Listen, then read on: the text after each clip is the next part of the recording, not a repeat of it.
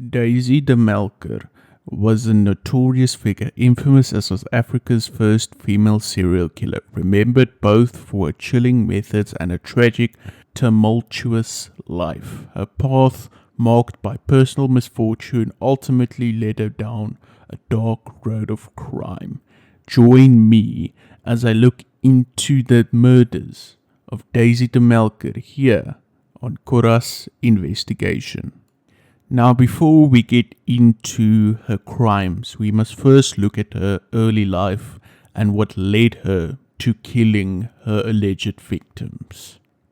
Daisy de Melker, born Daisy Hancorn Smith in Seven Fountains, Cape Colony, was one of 11 children. At 12, she moved to Bulawayo, Rhodesia, with her father and brothers. Later, she attended Good Hope Seminary School in Cape Town. After returning to Rhodesia briefly, she went to Natal and studied nursing in Durban.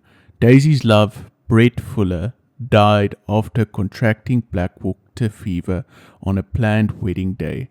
After his death, she married William Alfred Cole in 1909, having 5 children.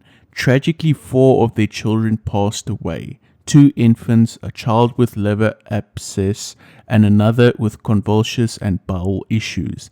The only surviving child, Rhodes Cecil, was born in 1911. And now let's look into her victims. First, William Cole, her first spouse.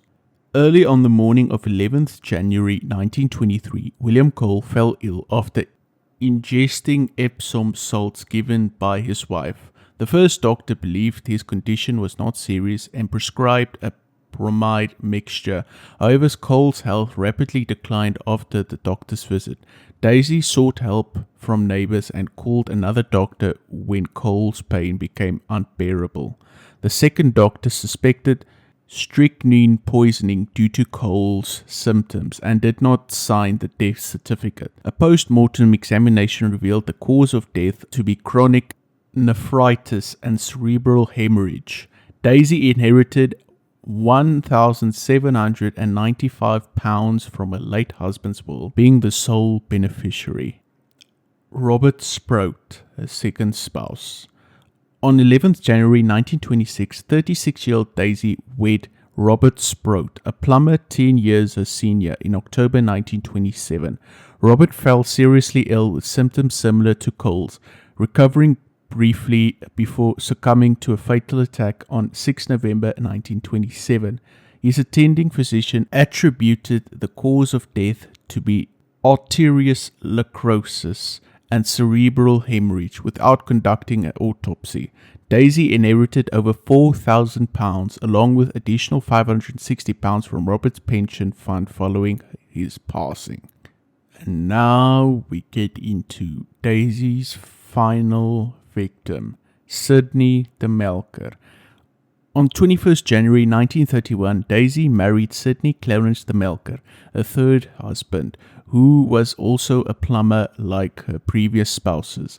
In late February 1932, she went to Turffontein from Germiston to purchase arsenic under her former name Sprout, claiming it was for a sick cat. Shortly after March 2nd, 1932, her son Rhodes, aged 20, fell ill at work after consuming coffee his mother had prepared, leading to his death on March the 5th. The post-mortem initially attributed his death to cerebral malaria. Daisy's motives for killing Rhodes are uncertain, but it's speculated that financial gain may have played a role, as Rhodes expected an inheritance. Another theory suggested he may have become a burden to his mother by demanding more than she could provide, leading to a disappointment as he did not show his consideration in return.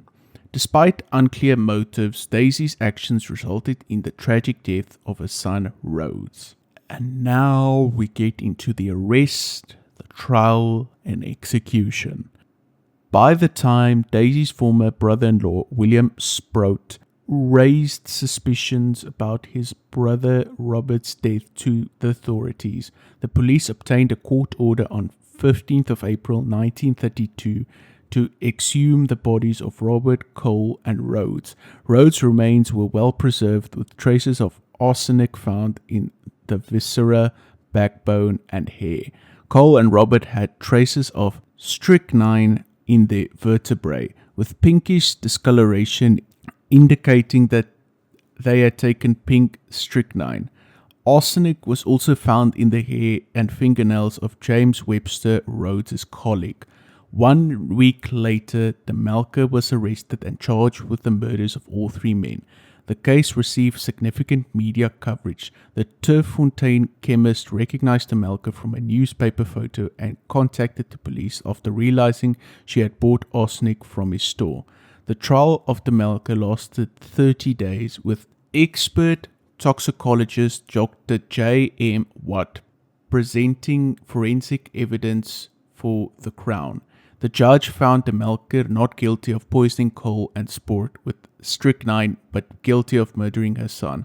The evidence showed Rhodes and Cole died of arsenic poisoning, with traces found in the coffee flask that the accused had tampered with. Despite maintaining her innocence, the Melker was sentenced to death by hanging, which was carried out on December 30th, 1932 at Pretoria Central Prison. And so concludes the case of Daisy the Melker. A case, unfortunately, that started with a tragic life and ended with 4 innocent victims' lives being taken. But yeah, ladies and gentlemen, that's going to do it for this video. Thank you so much for everybody for joining. Yes, it's going to be a little bit of a shorter video than last week's video. I know, from going from 30 minutes to about, 6, 7, 8 minutes. So yeah, but it's fine. I found this case very interesting, so I wanted to cover it. So yeah, but if there's any case that you guys want me to cover, please let me know in the comments below. Thank you so much for joining. Have a good one. Peace and cheers.